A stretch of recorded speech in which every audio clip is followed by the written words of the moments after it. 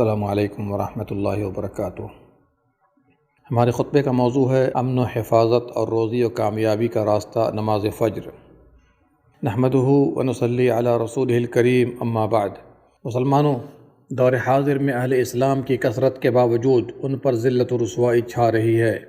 کہیں قتل کیا جاتا ہے تو کہیں ان کی مساجد منہدم کی جاتی ہے، کہیں انہیں جیلوں میں ڈالا جاتا ہے تو کہیں گھروں پر بلڈوزر چلایا جاتا ہے۔ بتائیں تو صحیح، اصل معاملہ کیا ہے؟ معاملہ یہ ہے کہ ہم نے اللہ سے تعلق کمزور کر لیا تو اللہ نے ہمیں اپنے نفس کے حوالے کر دیا اور دشمنان ہم پر مسلط ہو گئے۔ کامیابی کی راہ نماز کو پس پشت ڈال دیا۔ کل رمضان میں مسجد بھری ہوتی تھی اور آج نمازیوں کی حالت دیکھ کر مساجد رو رہی ہیں۔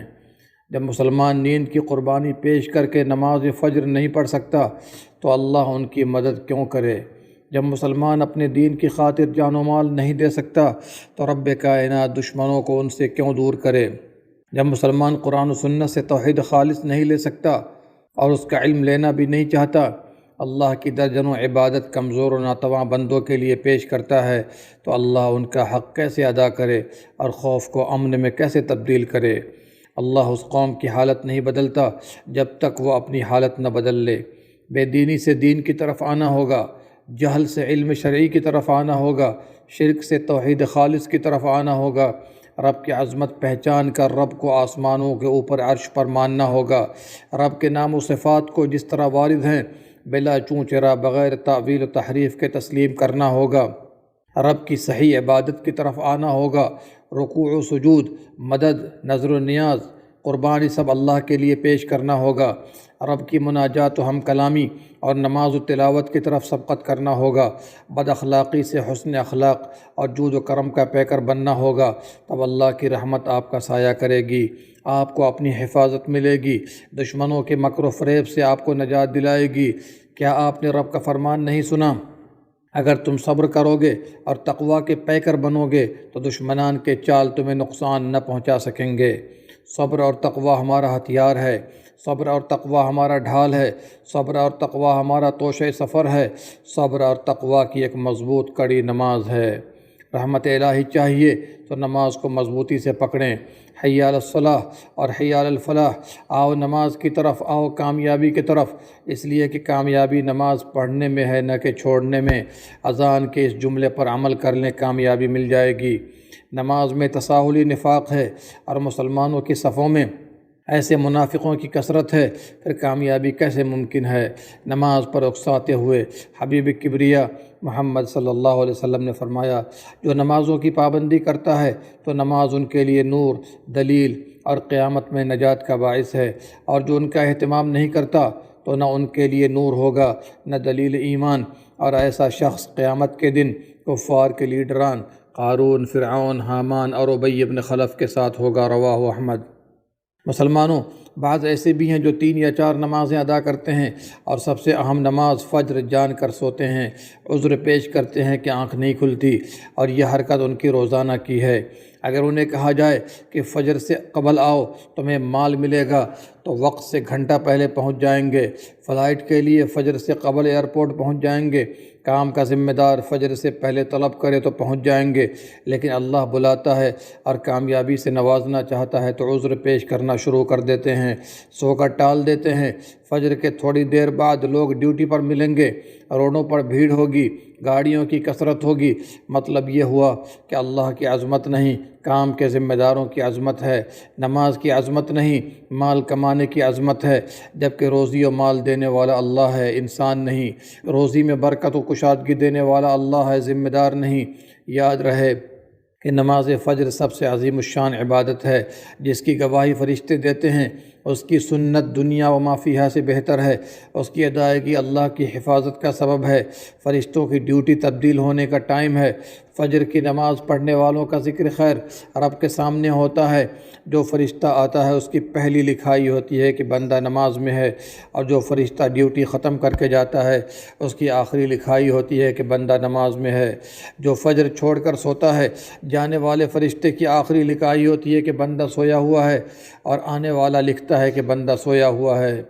اس کی عظمت کے پیش نظر نبی صلی اللہ علیہ وسلم نے فرمایا، تمہارے پاس فرشتے رات و دن یکے بعد دیگرے آتے رہتے ہیں، اور فجر و عصر میں سب اکٹھے ہوتے ہیں۔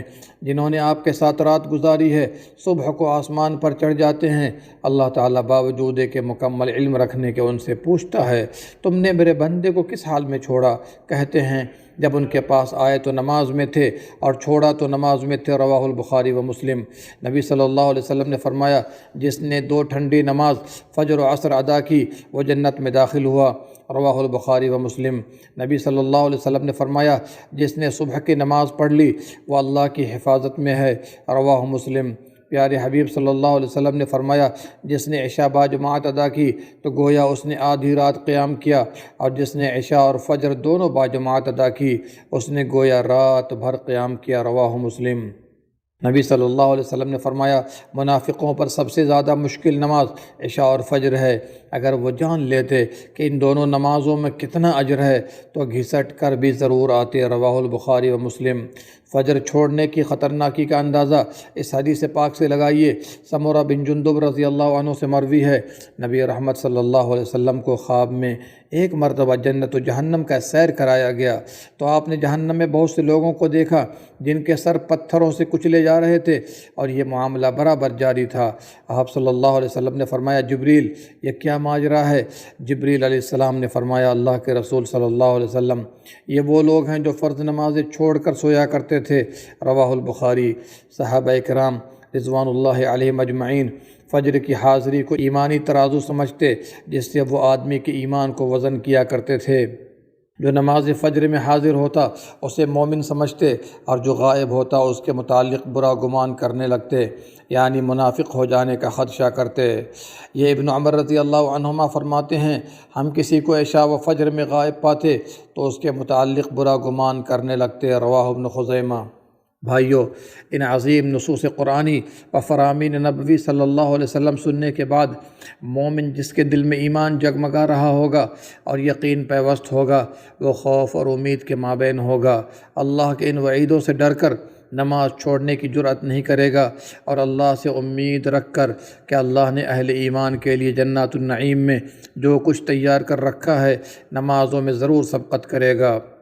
لیکن جس کے دل میں نفاق ہوگا یا برائے نام مسلمان ہوگا، اس کا سینہ تنگ ہو جائے گا، ٹس سے مس نہیں ہوگا، وہ موبائل میں رات گزارے گا اور نمازوں کو چھوڑنے میں لگا رہے گا اور اسی پر قائم رہے گا، یہاں تک کہ اسے موت کا جھٹکا لگے اور وہ گناہوں کے ساتھ رب سے ملاقات کرے گا۔ گناہوں نے اسے ہر طرف سے گھیرا ہوگا، یہاں تک کہ جہنم میں پھینک دیا جائے گا۔ اللہ ہم سب کو محفوظ رکھے، آمین۔ دوستو، جو نماز فجر کا اہتمام کرتے ہیں اور مسجد آ کر ادا کرتے ہیں وہ اللہ کی تعریف کریں۔ اللہ نے انہیں توفیق اور سب سے بڑی نعمت سے نوازا ہے۔ گھر میں نمازیں ادا کرنا، خواہ فجر ہو یا عصر، منافقین کی علامت ہے۔ جس نے مسجد چھوڑ رکھی ہے، نمازوں سے بھاگتا ہے، کبھی پڑھتا اور کبھی چھوڑتا ہے، تو سمجھ لیجئے کہ شیطان نے اسے اپنا غلام بنا رکھا ہے۔ فجر چھوڑنے کے سبب روزانہ شیطان اس کے کانوں میں پیشاب کرتا ہے۔ ایسے سارے لوگ اللہ سے سچی توبہ کریں اور نمازوں کا اہتمام کریں۔ تمام مسلمان یاد رکھیں کہ فجر کی ادائیگی ایمان کو نکھارتا، دلوں کو زندہ کرتا، سینوں کو کشادہ کرتا اور نفس کو سرور عطا کرتا ہے۔ فجر چھوڑ کر چند لمحات سونا قبر میں رلائے گا۔ قبر کا ایک بار دبوچنا کہ انسان سارا آرام بھول جائے گا۔ جہنم کا ایک بار سیر کرنا دنیا کی تمام آسائش و فراوانی پر پانی پھیر دے گا۔ نمازوں میں سستی کرنے والا ہمیشہ ندامت سے اپنے انگلیوں اور ہاتھوں کو کاٹ کھائے گا اور کہے گا، ہائے افسوس، آخرت کے لیے توشہ اعمال بھیجا ہوتا۔ اہل اسلام نمازوں کو باجماعت وقت میں ادا کریں، اپنی بیوی، بچوں اور دیگر رشتہ داروں کو بیدار کریں اور اسے ادا کرنے پر تعاون کریں۔ اللہ کے سامنے آپ سے ان کے متعلق سوال کیا جائے گا۔ اللہ کی نعمتوں کو یاد کریں۔ آپ کے قریب ایسے لوگ نظر آئیں گے جو صحت سے لاچار ہیں، اور آپ کو رب نے صحت سے نوازا ہے۔ بہت سے ایسے ہیں جو مال سے مجبور ہیں، اللہ نے آپ کو مال کی فراوانی دی ہے۔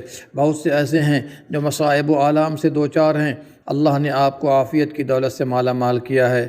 بہت سے ایسے ہیں جو روزی کے لیے پریشان ہیں، اللہ نے آپ کو آسائش دی ہے۔ ایسے بھی ہیں جو خوف و دہشت میں جی رہے ہیں، اللہ نے آپ کو امن و امان سے نوازا ہے۔ ڈر ہے کہیں ایسا نہ ہو کہ یہ نعمتیں چھین لی جائیں، اس لیے کہ گناہوں کے اثرات بہت دور تک پڑتے ہیں۔ اللہ ہم سب کو نعمتوں سے نوازے، ہمیں اور ہماری اولاد کو نماز قائم کرنے والا بنائے، گناہوں سے محفوظ رکھے، دونوں جہان میں کامیاب کرے، آمین یا رب العالمین۔ اللہم صلی علی نبینا محمد وعلی آلہ وصحبہ اجمعین۔